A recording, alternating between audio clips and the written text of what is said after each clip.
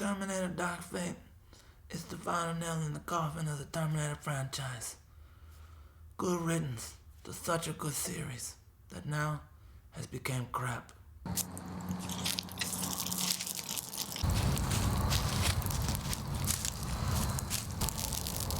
Terminator Dark Fate stars Linda Hamilton, Arnold Schwarzenegger as a brief cameo-ish kind of appearance, Mackenzie Davis, Natalia, Reyes, and Gabriel Luna as the Rev 9, the evil bad Terminator for this series.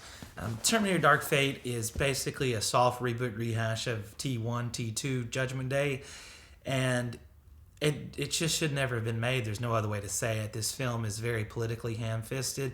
It shoves in a lot of political motivations, a lot of kind of, honestly, anti-male sentiments in there, and it really just was kind of a tool for some political pandering wrapped up in a little bit of a Terminator skin that didn't even look like a Terminator at all. In fact, it was just dog shit from start to finish.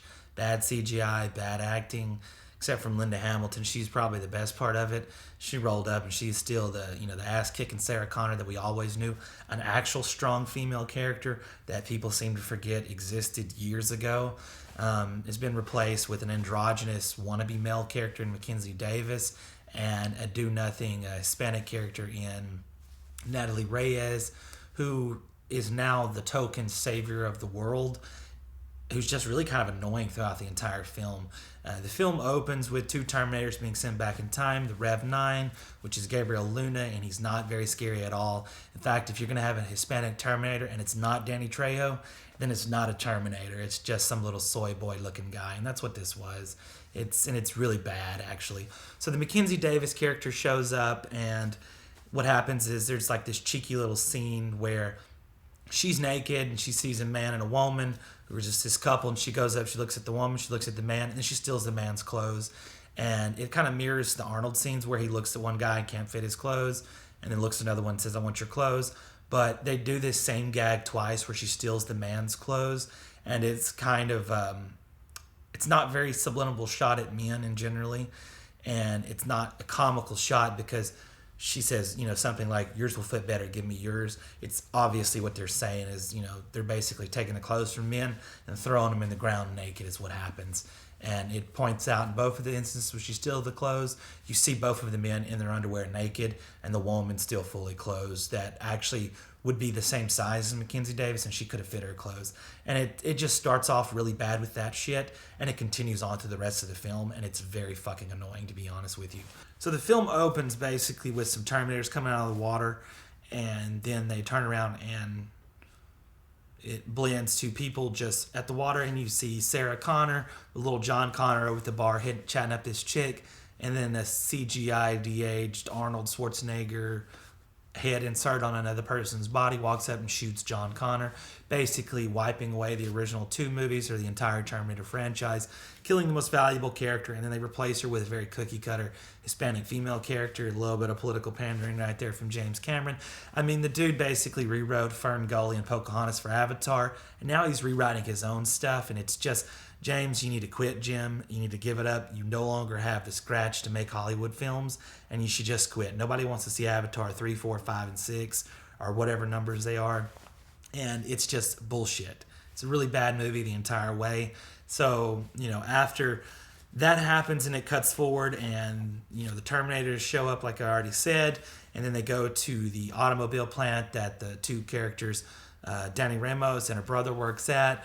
Her brother's job is taken by a machine. Danny tries to plead with her boss, and Danny's dad shows up, and it's not Danny's dad, it's the Rev 9 Terminator, who's basically an exoskeleton with liquid metal on top of it. So both of the villains from the first two Terminators combined into one to create the non-Danny Trejo Terminator. It should have been Danny Trejo instead of Gabriel Luna.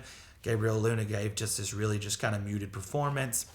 It's not very good. He tries to have some humor, and the humor's not good at all. It's very ham-fisted, very just shoved in your face. So they show up.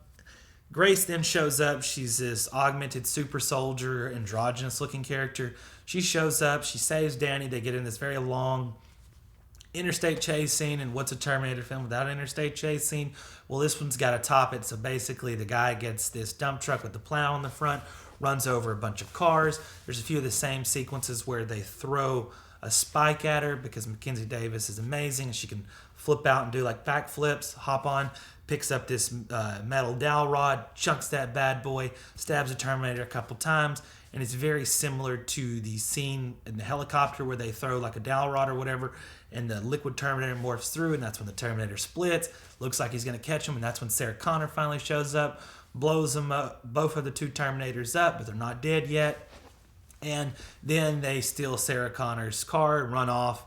Sarah Connor then tracks them down at a motel after they stole some medicine because the augmented super soldier, basically her metabolism's working overtime, so it burns through all of her insulin and things like that. So she's got to get some medicine. They meet at the hotel while she's recovering. Sarah Connor shows up. The woman, Terminator, or augmented super soldier woman, takes the gun from Sarah Connor, asks her who she is. Well, I'm Sarah Connor. I killed Terminators. Linda Hamilton's probably my favorite part in this film because she is such a badass in the older films. And now she's just a little bit older of a badass, but still doing pretty good in her own right with this film, with what she was given, which wasn't much because this film was just dog shit from beginning to end. And then they decide, well, they got to slip into Mexico. They got to slip from Mexico into the United States, into Texas, because what's going to happen is there's some coordinates tattooed on the Grace character, Mackenzie Davis, and also Linda Hamilton's been receiving text messages from somebody that's Mackenzie Davis is able to crack open her phone and track directly back to the same coordinates that's on her, which is in Texas. And then they hop on a train, caravan style, get up to the border where Danny Ramos, his uncle, helps him slip across the Texas border, which is not just like this. Basically, they just drive a truck across, and then all of a sudden the border patrol snags them because the bad Terminator hacked a drone and pointed out where they were. They get thrown into an immigration holding or detention cell, and there's a couple little ham-fisted comments about U.S. immigration laws and things like that, and it's just unneeded. This is a Terminator movie where you have a machine that's killing people. You don't need to have political commentary in your film, and you can tell this is one of James Cameron's repertoire at this point, and he just needs to sit at home, shut his fucking mouth, because this shit is awful, and nobody really cares what somebody that's worth more than $500 million has to say, especially when you're just basically running your mouth at this point, instead of making good movies, which we know you used to can make, and it's depressing, dude. Like, what the hell happened to you, James? I don't know what happened to you. You should never got rid of Linda Hamilton as a wife. You know, you're a dude that cheats on all your wives with a better looking or younger wife. So now you're trying to get back at her by get back in her good graces by putting her in a movie that is just dog shit. That didn't work, bro. Should never made this, and I'm glad you lost $130-something million with this movie because it was that big a steaming pile of dog shit. So all of a sudden, the Terminator Rev 9 shows up, cuts through all the Border Patrol agents, while they have this one scene where the Grace character releases all of the detainees, all the illegal aliens that snuck across the border, and from there, they run, hop in a helicopter, turn that bad boy on, and fly off in a few seconds before the Rev 9 can run out and get on the helicopter. Then they lead this helicopter that had authorized access to be flying anyways, flies through some area of Texas, lands on a ranch where they discover good old Arnold Schwarzenegger as the T-800 that had killed John Connor in the very beginning, but since he was no longer getting any updates from Skynet of the future, since it had been destroyed by their actions in T2, well, he basically kind of reformed himself in a way, found him a wife who had a kid, and they have a relationship, and they point out that it's not a physical relationship, it's just a normal style relationship. Something like that, I don't know, whatever, this dog shit. Well, from there, there's a moment where they try to get some humor, and they go, and Arnold has all these guns, and he's like, I calculated that there was a chance that society would still break out into barbarism and anarchy, and also this is Texas, ha ha ha, see what you did there. And it's just really pandering shit. So they leave, and then they go and meet a major in the army who Sarah Connor knows. He gives them an EMP weapon, which is the only kind of weapon that can defeat this new Rev 9 Terminator. Terminator shows up, sees Carl's drapery, which is Arnold's job, at Arnold's house. Then he goes and tracks him down and shoots the major, and then they decide they got to haul ass in Carl's drapery car onto a military base. The major just makes one call. They let him come on as his police chopper's chasing him. And then They drive this car onto the back of a plane, and then the helicopter crashes, but then the Terminator's still okay, and he comes running at them. They take off in this massive plane, and they're flying somewhere, and then they realize that the EMP shot, but they're still going to figure out a kill box and somehow stop this Terminator.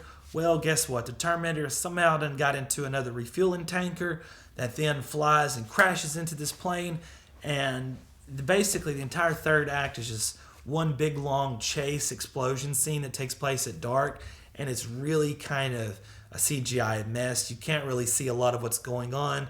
A lot of times it blends. If you don't have the light feature turned up on your TV, the backlight, you're not really going to understand what's going on in this pile of shit, because nobody knows what's going on, not even the writers, the directors, because this movie is awful. And so as the two planes or whatever are like falling down to earth, they get flung out onto a Humvee. The Grace character's holding on to the Humvee as it goes down, then the other Terminator hits, but then Arnold grabs him somehow, and they both end up back on the plane that then crashes into like a Hoover Dam style reservoir as the Humvee with its parachute lands on like the dam itself. And then the Terminator Rev 9, what happens is he gets away from Arnold underneath the sea. He climbs up, he starts chasing after him again, and then they cut it and they ride basically this Humvee down into the water on the other side of the reservoir. And then the Humvee is either driven or is pushed by the current through the water as the Terminator then tries to get down to it. And it's kind of issues here because it shows earlier in it that the Terminator can't punch through the bulletproof glass of the Humvee, but then he does eventually able to punch through a little bit of the glass, and then Sarah Connor is basically shooting through bulletproof glass that is this thick with a 9mm 45 pistol. Not realistic. Like, come on, dude, what the hell? If at least you're going to use guns and armor and, you know, things like that, at least be consistent with how they're portrayed. But something happens, they basically throw a parachute on him and it sucks him down into the, you know, the current with the river. They get out, the Mackenzie Davis character's a little messed up, and then they start to kind of walk off and go to the door. She can no longer open a door because she's running out of juice again, and that's when Arnold kind of stumbles his happy ass down the side of the dam, and he's like, "You left this on the plane." So somehow Arnold, after jumping off the plane, has a syringe that the medicine she still needs. After he landed in the water, a plane landed on top of him, and he crawled over the dam, down to them. He still has this here. He gives her the juice they need, and then they go have one last final fight with the Rev 9 inside the turbines room inside the dam. And both of the Terminators just get their ass kicked by, or both Arnold and the super augmented soldier Mackenzie Davis, Grace character, gets their ass kicked by the two different Terminators, but they're able to eventually throw it into the turbine. It blows up. Arnold's knocked unconscious again, and Mackenzie Davis has basically been stabbed. She tells the Danny character, "You need to take my power cord that can fry the Terminator's mind." And then the Rev 9 starts to come back. So Danny cuts inside Mackenzie Davis's character, pulls it out, and then she tries to be a little badass and run up to this Terminator, and instead of immediately going for the kill shot, she has the gun and she's like shooting and stuff. So it's really counterintuitive to what she needs to do versus what she's doing. She's just a very poorly written character, very bad direction. I don't blame the actress. I'm sure she was doing the best she could with what she had, and it just wasn't enough for anything in this film. And then all of a sudden, guess who has to come out and save him? Arnold wakes up after Linda Hamilton's character yells at him his name that he wants to go by, which is Carl. "Carl, help her!" And then he wakes up, he grabs the other Terminator, slaps it around a little bit while Danny Ramos stabs it with the little power cell core, and then Arnold and the other Rev 9 Terminator, they fall off into like this hole where they then blow up, and both of them are pretty much destroyed in the explosion. And then you have this little scene where Sarah Connor and Danny Ramos, they go off and see the little young Grace who's behind the fence in a playground with her parents, and they just kind of talk to each other because they know that the end times is still coming no matter what they can do, and Danny has to survive. And they make a point of having Sarah Connor say that the future, they don't want you, they just want your womb and the male savior, the man that'll save the world. And then later on, it's like, no, Danny, you are the savior. You don't give birth to the savior. You are the savior. And she's this little 5'2", 110 pounds, soaking wet person who all of a sudden, when she saves the Grace character in the future flashback or flash forward, that she's just like karate chopping, beating up a couple dudes' asses. And it's just not realistic, as in nothing in this film is. This film is dog shit from beginning to end. Basically, James Cameron took T1, T2, shit on it, smeared it around a little bit, and made a really nasty Bob Ross painting with it, because this is the patchwork of something that should never have been made. He completely destroyed his legacy with the first two films by killing John Connor off in a meaningless way at the beginning, because they had already stopped Judgment Day. It wasn't like they killed John Connor to stop Judgment Day. They killed him off just because they needed to get rid of him, and they replaced him with the cookie cutter same character of him, but she's a Hispanic female. You know, you got rid of the white male, and it's like, dude, we don't need this political pandering. This is a movie about robots destroying shit. And this movie was bad all the way around. I would not recommend it. Don't waste your money on it. Don't buy the DVD. Don't buy the streaming. Wait. If you want to watch it, wait till it comes out in about another year on one of the free services, because I'm sure it'll pop out there with some heavy edits to it, because it is rated R, so there's a lot of cussing in it. But it's just not worth your time. Like I said, I cannot recommend this at all. It's just a bad film that should never have been made, and it put the nail in the coffin of the Terminator franchise. The Terminator is done because James Cameron's ego, his political propagandist, whatever he's wanting to do, he packed that shit full of this, and he lost $130 million for the franchise, or for the funders of the film, and Terminator's done at this point. They're not going to make another one, considering how much money it lost, and just the sheer fact that the audience has just basically said, fuck you. And other than that, like I said, can't recommend this movie, but thank you. Please feel free to like, subscribe, and share. Have a good day.